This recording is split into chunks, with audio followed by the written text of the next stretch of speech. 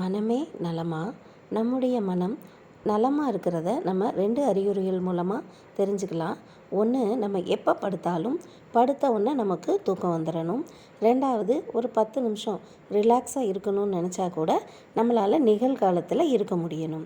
அதை விட்டுட்டு பல்வேறு எண்ணங்கள் ஒன்றுக்கு பின்னால் ஒன்றா ஒரு திரைப்படம் மாதிரி ஓடி முடித்து அந்த முடிவில் நமக்கு ஒரு சோர்வோ கோபமோ இல்லை யார் மேலேயாவது வெறுப்போ வந்தால் கண்டிப்பாக நம்ம நிகழ்காலத்தில் வாழலைன்னு தான் அர்த்தம். சிலர் மன நிம்மதிக்காக தியானம் பண்ணுவாங்க. அப்போ கூட ஒரு 10 நிமிஷம் அவங்களால எண்ண ஓட்டம் இல்லாமல் இருக்கவே முடியாது. அதை நம்ம குறையாக எடுத்துக்க முடியாது.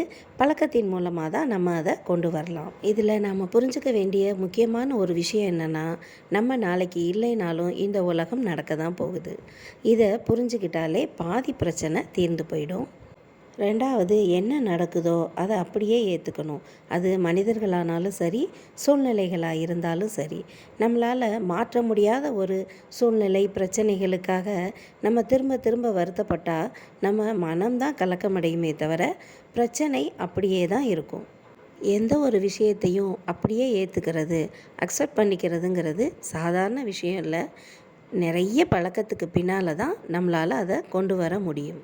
அக்செப்டன்ஸ், ஃபர்கிவ்னஸ், அப்புறம் கிராட்டிடியூட், இந்த 3ஐயும் நம்ம லைஃப் ஸ்டைலாகவே மாற்றிட்டோம்.